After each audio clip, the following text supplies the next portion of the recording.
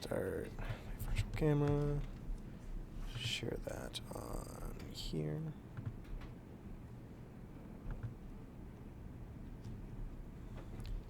That's really bad. Okay, cool. So, how do you make a counter? What are its components? So, from my understanding, we want a clock, and on the clock edge, we increment by 1. Yep. So, we're going to, we'll have our number, and then we're going to, want a wire coming out of the register to feed as an input. Yeah, that's pretty accurate. So this is like the general black box.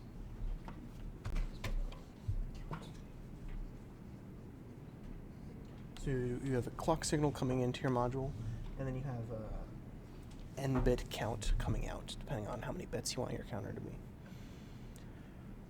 So most counters consist of 2 different elements. And just like as a warm-up question, is a counter sequential or combinational, and why?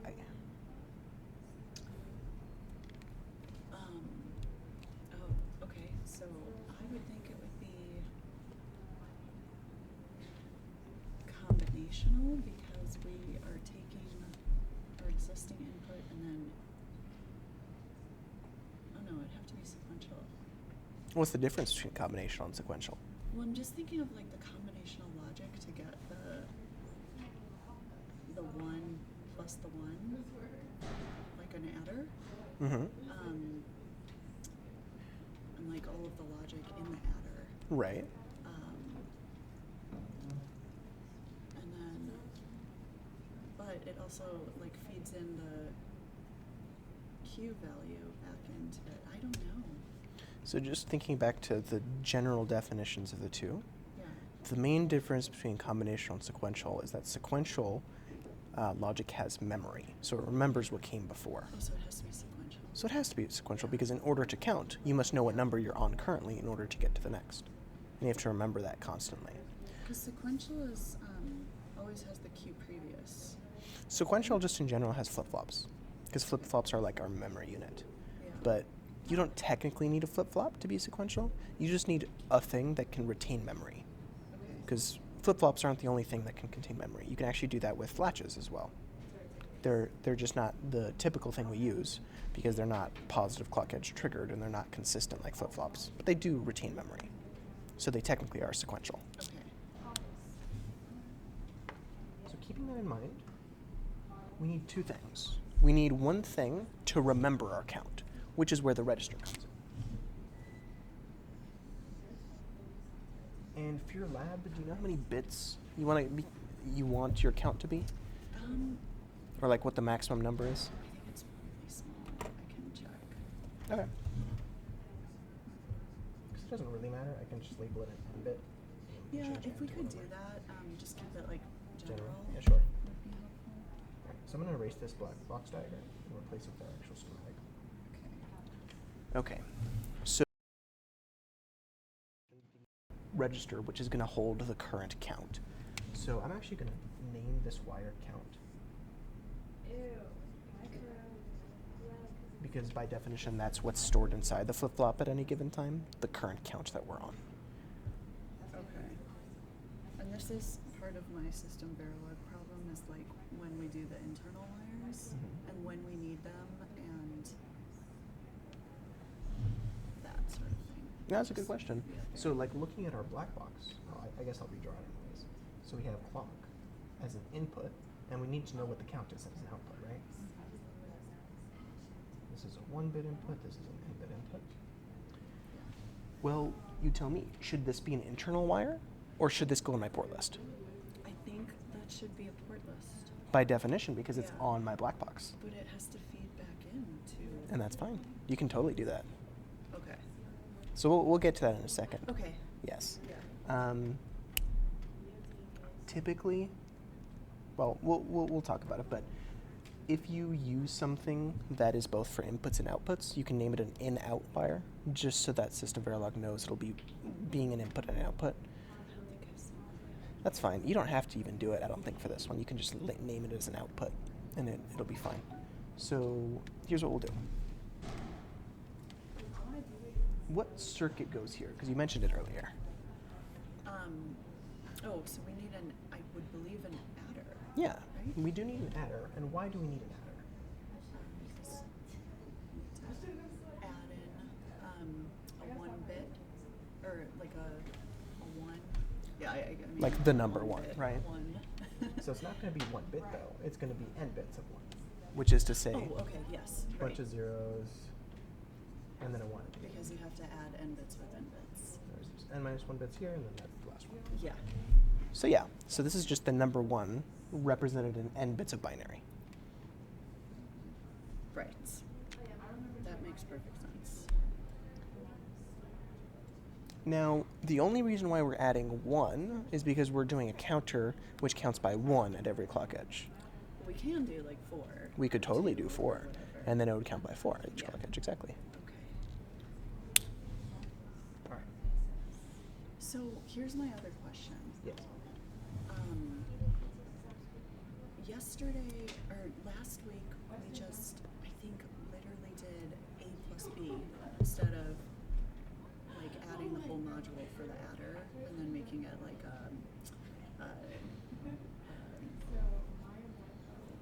gosh, not a behavioral, but No, it is behavioral. right. But what is behavioral or Structural? Structural. Yeah, I can't think of the word. Yeah, so like my first thought was like, oh, this should be structural, and we'll add the full adder module in, and then the TA was like, the person running the lab was just like, no, just do A plus B. A plus B. Yeah. Yeah, and so I think this is going to be very similar, where we can just do like A plus 1. Yes. Do you know why, though? Why do you think the TA said, no, probably just do A plus B? So he said you could do it structurally. You can, absolutely. He's like, I don't know how like complicated you want to get, and like how much time you'll have to like implement all of this stuff. And being a complete novice, I just wanted to do A plus B. Yeah. Because we didn't have much time. And he said that it would recognize that. So Yeah, it does. So there's a few reasons. Firstly, time investment. You could make the entire code for a full adder, a 1-bit full adder, and then chain however many of those together to make a ripple carry adder, and have a 32-bit ripple carry adder, and then instantiate that module. Now you have a plus module. Cool. oh, but that's 32. Well, you don't have to do 32. That was just an Okay. example. Well, no, it was a 32-bit. Adder. Yeah. Then yeah, So- you could do that, absolutely. Make a full adder module for 1-bit, instantiate 32 of them, chain them That's together. a lot, though. Isn't that a lot of memory and? It's a lot of combinational logic, a lot of hardware, yeah. And so the point I'm getting at is you could totally do that, but not only does System Verilog understand what the plus does, but when you download it to an FPGA, typically FPGAs have specialized circuitry for common operations, and addition is typically one of those common operations. So instead of routing it like the normal combinational logic is routed through lookup tables, they actually have adders on the FPGA itself, and they use those adders, which are specialized hardware meant for specifically addition and are very fast and efficient Okay, so they're more efficient than if we had like than if you did it yourself. 5 logic gates. Yeah. Okay. And so when you say in System Verilog A plus B, Yeah. the FPGA says, I'm going to use this dedicated adder for it. Okay. So you could totally do it either way. It's just one way is easier to do, and the other way takes more time. Yeah. I mean, it's great to know how full adder works, but I think I will just stick with A plus Yes. B. So. Okay. So if you wanted to write the code for this, let's just start from the beginning. Right. What would be the very first thing you put at the top? So I would want my port list at the top, with the name of my, module. What are we gonna call this? Like, Well, what is it? Yeah, counter. Yeah. You could call it counter 32 bits or counter n bits. Doesn't matter what you call it. Yeah, I'm gonna get. Yeah, it's also like I need to memorize the syntax because I so often will just like bring it up on my computer and Oh. then just change some words. I texted in the wrong chat. You can ignore that stuff that was in the Discord. Sorry about that. I don't see anything. Good, you shouldn't. I deleted it. No, it literally just says, I happen to be on the first floor of the library.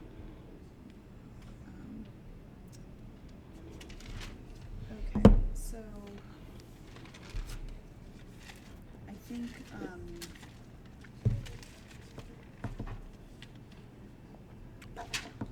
sorry, give me 1 second.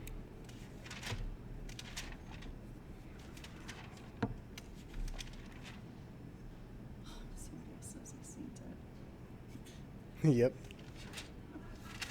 I don't know what you guys are talking about. Okay, so I'm gonna write this. So I'm gonna start with like, would you mind if I drive the code writing? And Yeah. then you can tell me like if I'm Yeah, go thinking for it, about go for this it. incorrectly? Okay, so I wanna start with, just like a module, counter, parentheses, and then I'm gonna say input logic, let's say it's 4 bits. Sure. So input logic, brackets, 30. If you want, you can also type it. You don't have to write it out by hand. What? You can also type it out. You don't have to write it by helps hand. me if I write it? Okay. I don't Helps you know. remember. Yeah, I'm a child of the 80s, so like we didn't have computers. Yeah, that's fair. Until I was like, yeah, I was in my 20s. So everything's by hand. So I wanted to. You can leave it upside down. You don't have to. Okay. scoot it. Oh, okay. So I want my input logic, and this is where I get confused. I definitely have like an A, and that's going to be my one value or my counting by my incremental Mm-hmm. input, because I don't think that would be an internal wire. Because my internal wire, I want to make my count. So we'll do input logic 30, and then do I need to do an internal count internal wire? Okay, so just as a question, so you're saying I have an input logic but A or signal A. Yeah. I erased the black box. Dang it. Keep doing this. But if we look back at our black box diagram, Oh, we didn't have an input, did we? We only had one input clock. This wire here is not an external input, right? It's an internal circuit. and we happen to read it to output, but if we were doing that, we would call it output logic, not input logic. Because if we're looking at our black box, these are the only wires sticking out of our internal module. Clock and count. Oh, okay. So don't. This is one, two, to explain these things. So my input logic will literally just be clock. Yeah, and you would call it 1-bit clock, and so then your output logic would then be the count. Isn't clock always 1-bit logic? But Yep. you need to actually say. No, you don't have to. I just mean like, I don't know if you erased the 3:0. That's what I meant. I did. Okay, good. Okay. So right, you would still say input logic CLK, and then output logic. We said this is. We're gonna say 4. So output logic 3:0 count, and then close that off. And I think that's it. To that. Yeah, that's pretty much it for the port list. Syntax looks good too. Oh, I said output logic. Okay, and now I'm assuming we're using flip flop. So we're gonna do the always FF. Yep. Always underscore FF, and then we're doing the pause edge of the clock. I think that's at pause edge. Is there a? No, it is just pause edge. CLK.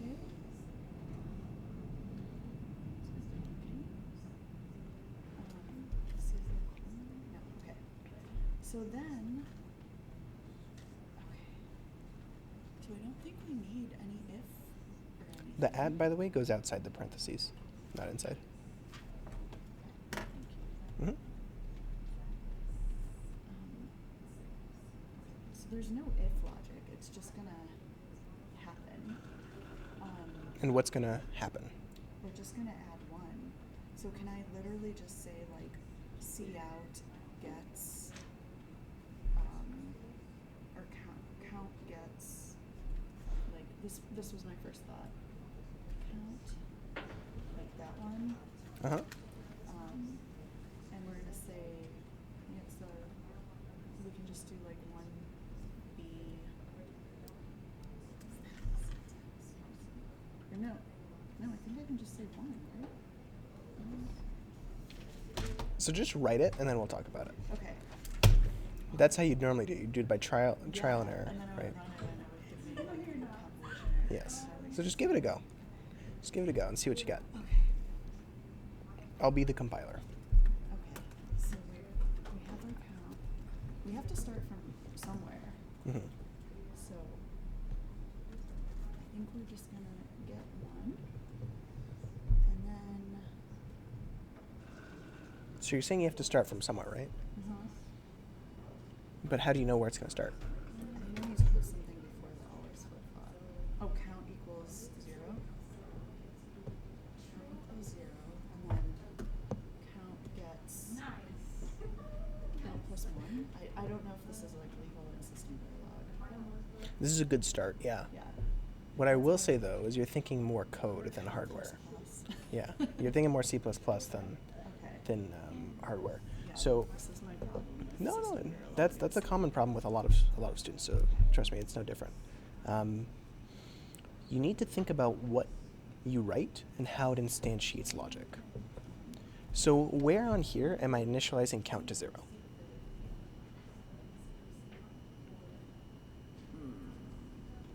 Nowhere. So you don't. In fact, whenever you initialize something like in C++, there isn't really a good way to do that in hardware unless you have like a reset signal or something. So if you wanted to do that, absolutely, you say I have actually a resettable flip-flop. So I can include that on my port list. And I say in the always FF block, I say if reset, then count gets 0, else count gets count plus 1. You can totally do that if you want. Okay. That's how you would do it instead of saying at the beginning of the program, say count gets 0. Okay. Because if you tried to do that at the top, there's a bunch of different compilation errors you'd get, but the main one, it depends on how you write it. The main one would be something like, I can't think of the exact way that it would say this, but it'd be like multiple drivers driving the value of count. And what it's basically saying is that first line, you said count is 0. Yeah. So literally what they're doing is they're taking this wire and tying all of these bits to ground. Every single wire is tying it to ground. That's what you're doing on that line. And then on the other line, you're also making it the output of this register. So these are tied to ground, but also tied to the output of the register. So which one wins over? Yeah. Neither. You can't do that. Yeah. It's like trying to tie the same wire to 1 volt and to 2 volts, or to 1 volt and to ground. It doesn't work. Yeah, I see. So if we don't do a resettable flip-flop, Then you can't guarantee the initial state of your counter. okay, so I need to add to my port list input logic CLK, comma, reset. Yes. Okay, this is so all right, so then under always FF, we're gonna start this like, so I'm gonna say if in parentheses reset, where's the syntax? Yeah, okay, so I didn't need that. Count gets 1. Okay. And then just the next. Count gets 1 if it's reset? Sorry. Because you can totally do that. I was just curious. Like, it doesn't matter. You could initialize count to 15 for all I care. Doesn't matter. I don't know. I just want to keep it simple for like Okay. this example. Yeah, that's fine. And then the next row, we can always, to increment it, but do we need to wait until the next passage of the clock? So I think this is what I'm confused about, is like, if we initialize it to 0, if reset. So that's not initializing anything. That's just saying if the reset is on, then we'll do this. But if the reset's not on, what do we do? Oh, clock gets 1. Yeah, so you'd say else clock gets 1. How is that going to increment Or sorry, clock gets clock plus 1. Clock- Or okay, not so clock, we can't count. say- I keep saying it back. I know. Count gets count plus 1. That's what I'm trying to say. Count gets count plus one. Yeah, And the there's same no thing you had. count plus in here, right? I don't know actually. I've never tried doing plus plus. I just always do plus 1. Okay. Yeah, I think my mind is to C++, because I'm also in C++ right now. Yeah. So, yeah, I was thinking like, oh, well, if it's a loop, because I'm thinking of this flip-flop like a loop. And It's kind of a loop, not really, because remember the way that the always block behaves is you enter that block when something in your sensitivity list changes. So an event in your sensitivity list occurs, which means when a positive edge of the clock happens, then you execute the internals of that yeah. quote unquote loop. But it doesn't loop like we traditionally imagine, like a C++ loop. Yeah. Yeah. Right. It won't just like automatically. Indefinitely. If you wanted to automatically indefinitely loop, you would put just always. Right. So if you just write always and then put stuff in that, that's going to loop forever. But I do want you to keep in mind that hardware is parallel or parallelized. It's not sequential normally. Mm-hmm. So when you write that block, that always block, while that's doing its loop, other stuff can run in parallel too. So Okay. whenever you write system Verilog code, typically the order you write blocks in doesn't matter. Doesn't matter. You could have written the code for this and this in separate always blocks or in separate blocks entirely and swap the order. It doesn't matter. If you have lots of logic, it doesn't matter when you say, I need this AND gate, I need that OR gate, I need this adder. It just matters that you say it and that you connect the wires together. But it doesn't matter at what point in time you place it on the board. Okay. They all start working at the same time. Yeah, that makes sense. Because right, it's just a board with a lot of stuff Mhm. on it, not necessarily like C++, right? And the exception to that is test benches, because test benches are non-synthesizable. Okay. Those typically, well, even then those don't run sequentially, they run parallelized. But those are about as close as you're going to get to C++ code, test benches. Okay. Yeah, I didn't. So, if I'm at reset, my count is 0. If I'm not at reset, count gets count plus 1. Yep. Yeah. Wait, it needs. How does it know when to stop? Like, there's no like. Does this hardware know when to stop? When we. Does it need to know when it stops? I guess is a better question. I mean, if so, let's say if we have. Oh, you should say else though. Because if it's reset, then you execute Right, that. right, But right. if it's not reset, i.e. else, then you do the other one. Yeah. Else. Okay. Yep. So this is what I'm confused about. Like, so if it's a 3-bit, In this case, 4-bit. sorry, if it's a 4-bit count, then what if like after it gets 1, 1, 1, 1? Oh, that's a good question. What does happen? So let's think literal hardware. What happens? So I'm taking 1, 1, 1, 1. That should not be close. And I'm adding 1 to it. My total number of bits, I have 4 bits to work with, right? So let's do this with 4-bit numbers, because this is what I'm adding here. Yeah. Okay. What's 1 plus 1? 0, Carry the 1. Carry the 1. Carry the 1. Carry the 1. So this. Oh my gosh, and then we reset, which is exactly what we wanted our counter to do. It should reset. Yeah, because by definition what happens is it overflows the range. The range is 4 bits, i.e. it goes from 0 to 15. When you're at 15 and you try to add one more, well, you get a carry out of 1. That's what the adder carry out is over here. Remember you have a C in Yeah. and a C out? So yeah, this is going to be 1. Cool. But the actual number we're remembering, The sum is going to be 0. zeros. It resets back to the bottommost number. That's what's actually happening inside an adder in hardware.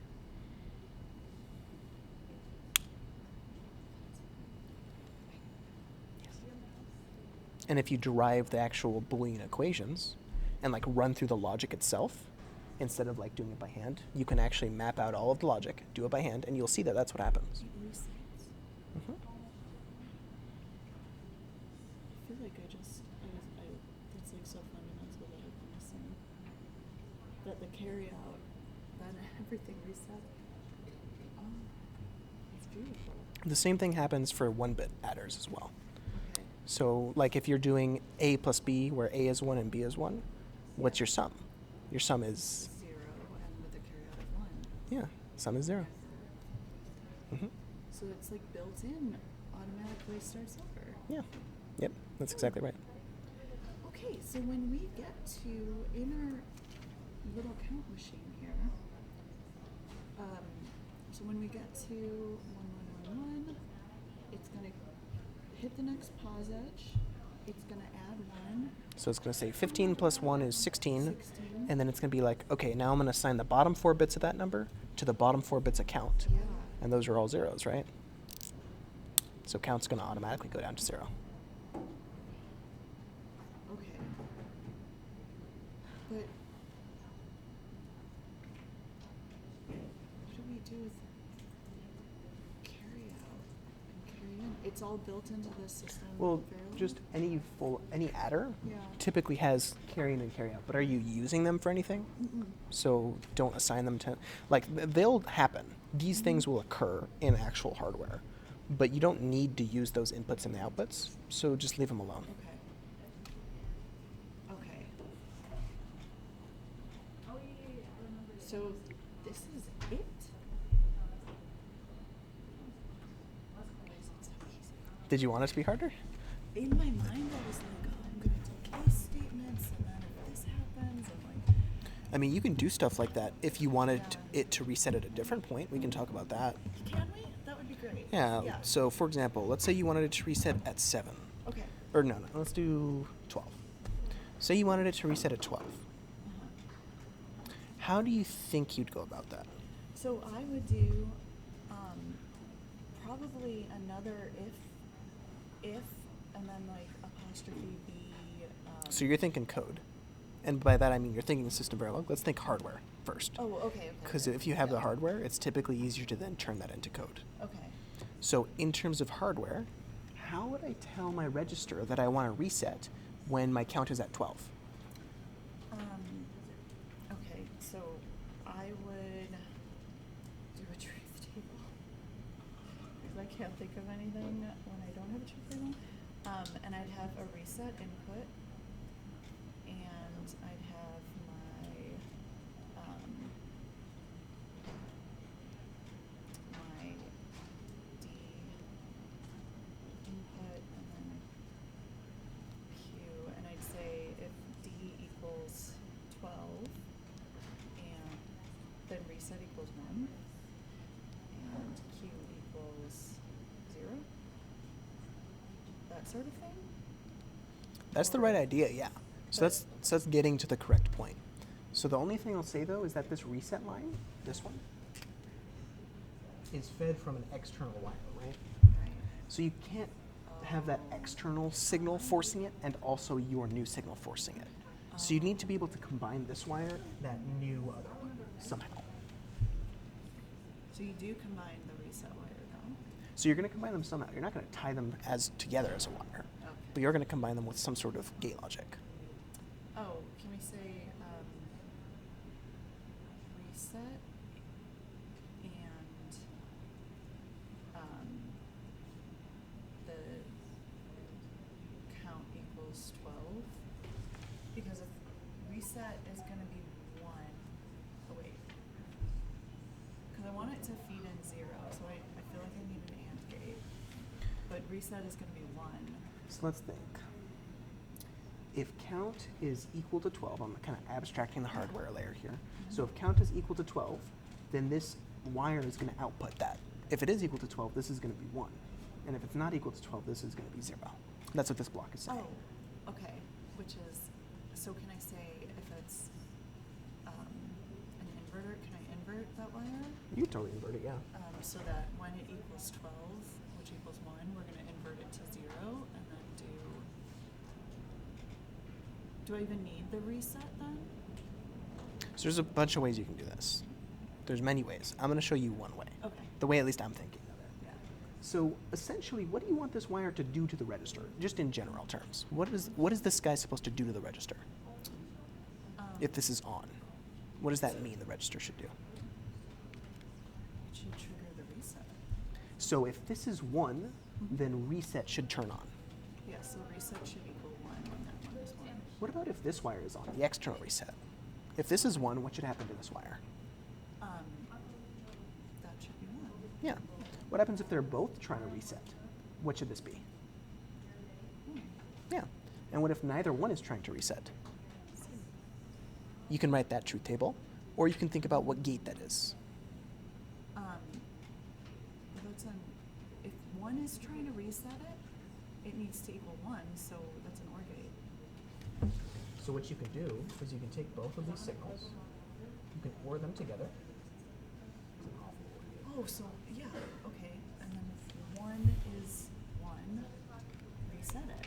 So if the count is equal to 0, then you're going to reset it. Or if the external reset is 1, you're going to reset it. But otherwise, it's going to be 0. And there you go. And That's we it. keep going. When it's 0, we keep going through our cycle. What do you mean when it's 0? When the reset equals 0, we keep going through our count. Yeah, exactly. Yeah. So if the external reset, let's just pretend it's on for like the very beginning and it's off for the rest of the time. Uh-huh. So this wire is pretty much always going to be off. Uh-huh. In which case, it just depends on this guy. Oh, Really? wow, okay. Yeah. Yeah, this is making sense to me. Okay, yeah. So now we can ask ourselves, okay, we have the hardware in front of us. We can see what we're trying to do. Now take that and try and put that into code. That's typically the process you go through. You can just start with code, but typically that leads to lots of subtle mistakes that you don't catch. I think this is more helpful to visualize what I'm actually doing instead of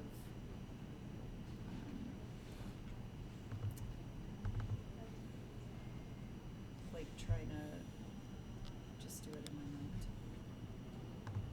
Drawing schematics helps. Okay, so when this equals 12, we're going to feed in the reset. So now that we've got, because we had an external wire in our port list, but this is internal.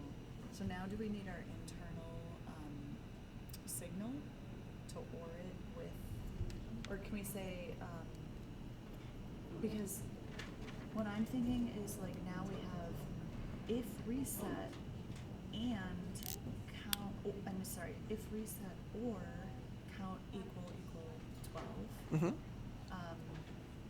count gets 0.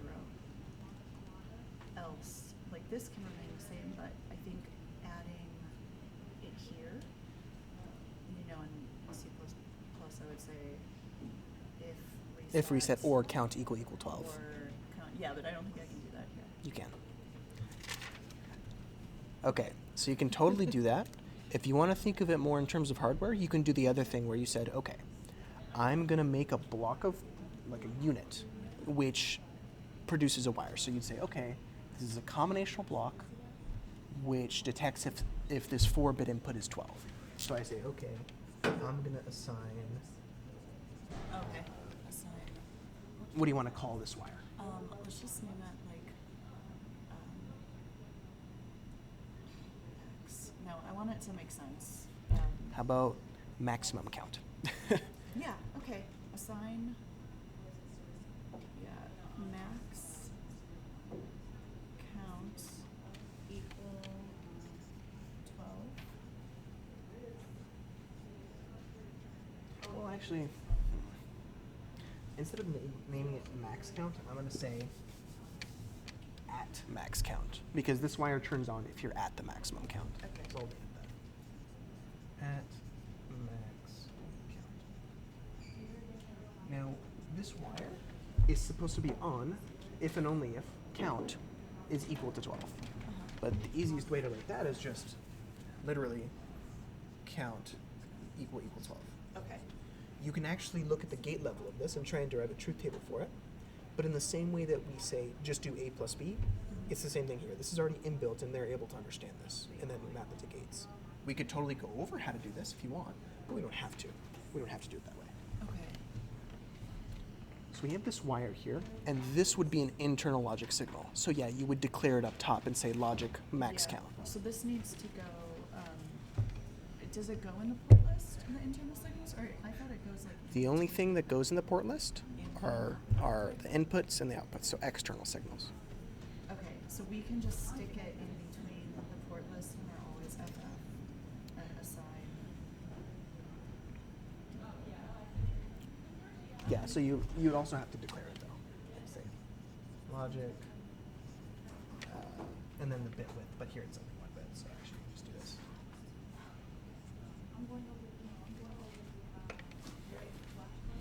And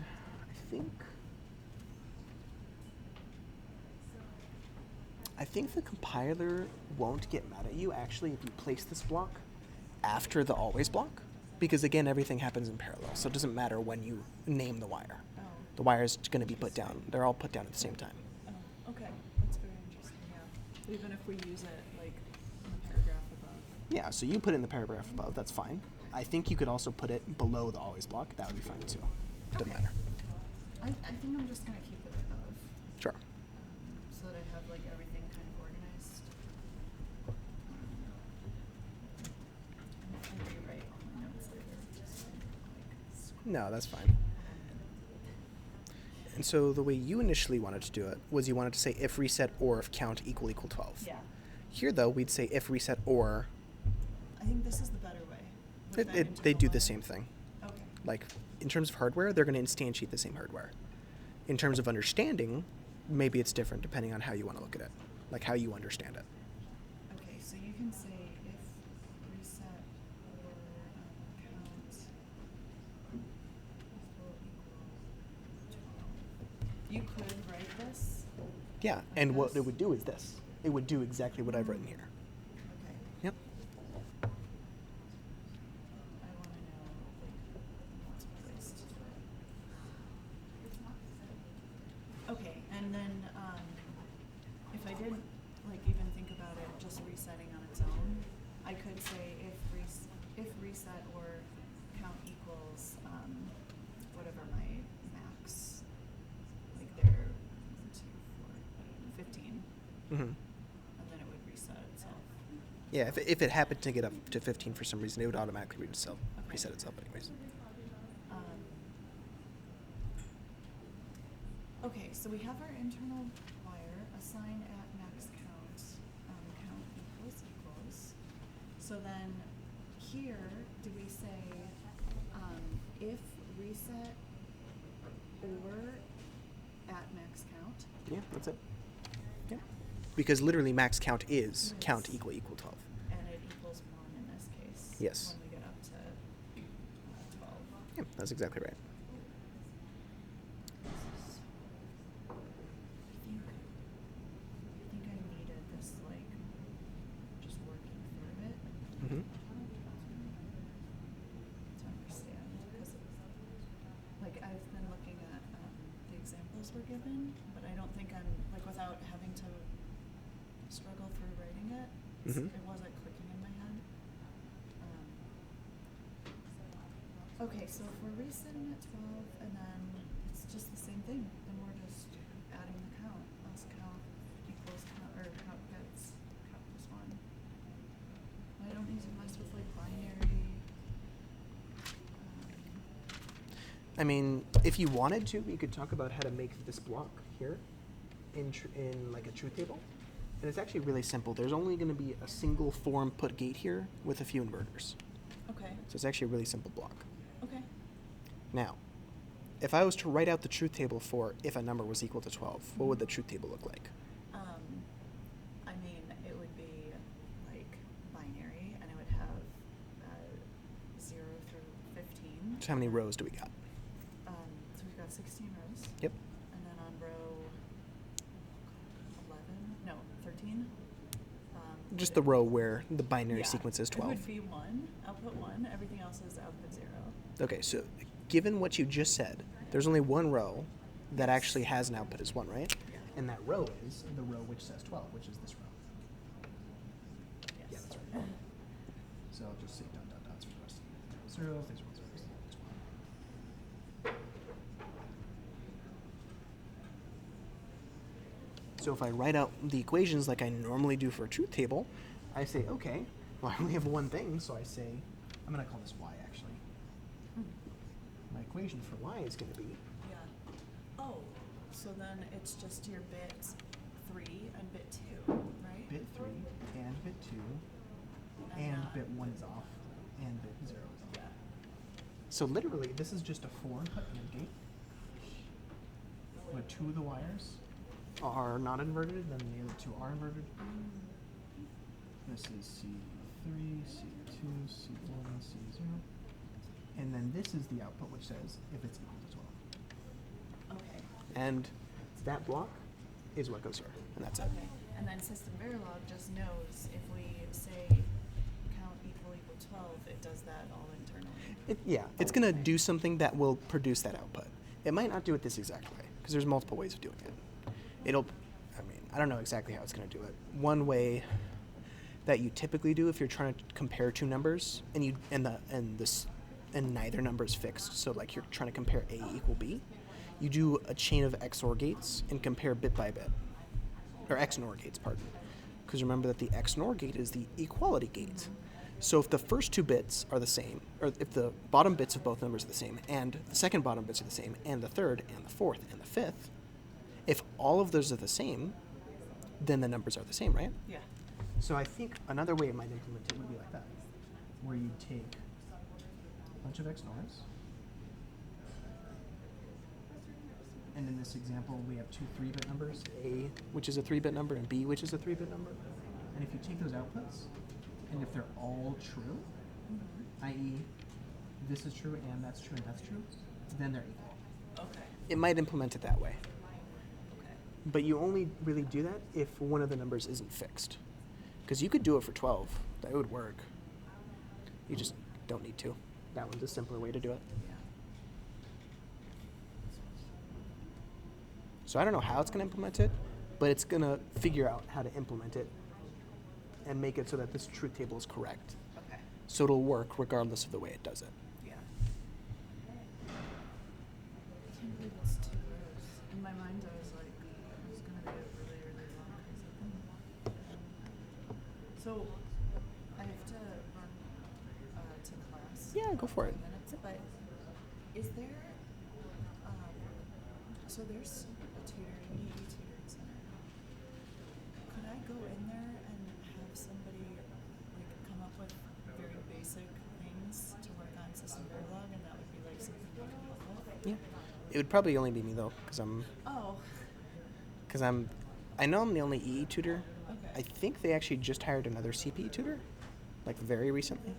So you would just have to check their website, the ASC engineering tutoring website, and see what hours they offer besides mine, because I don't know what the hours are of the Because I new just tutor. don't want like to bother other people doing office hours. No, with no, someone else, but no. I mean, if I could like come into the tutoring lab and say like, okay, can you come up with like a very easy, like logical thing just like this, and we can like work through writing it. I'm sure they'd be happy to do that. Because I think that's what I need. This is my weakness in this class, and it's really distressing to me. So this was You're very welcome. like I didn't even know how to think about it. I think so. Yeah. No, that's very true. It's a little hard to know how to think about hardware stuff, especially if you've already taken C++, a C++ course. It can be very weird. I'm like, I know logically what it's supposed to do, and I could write it in C++ in like literally 2 seconds. And for some reason, I cannot translate it to the System Verilog. That's what's distressing about it. No, it is. It was the same for me. When I first started, I was like, I could only think code, not hardware. How long did it take you to get proficient? in Oh, a System long Verilog? while. It took me like a year Okay. to genuinely understand the differences between regular code and HDL. It took me at least a year. So Probably longer. Because what the semester is 8 weeks in? Are we 6 weeks in? 8 weeks. I feel like it's 6 weeks. I might be 6 wrong. weeks. Okay. At the 6-week mark, you weren't just like, Oh, heck no. let me make all these wires. And No. and- okay. Okay. Then I think I expect myself to like know everything like this when I don't. I did not know everything for a long time, and I still don't know Thank most you. of everything. So And that makes me feel a little bit better. And I can like barely write like two lines off the top of my head. So thank you so much. This was Yeah. super helpful. You're very welcome. I really appreciate it. And I'll come in next week and hopefully get a little bit more proficient at the tutoring center. Yep.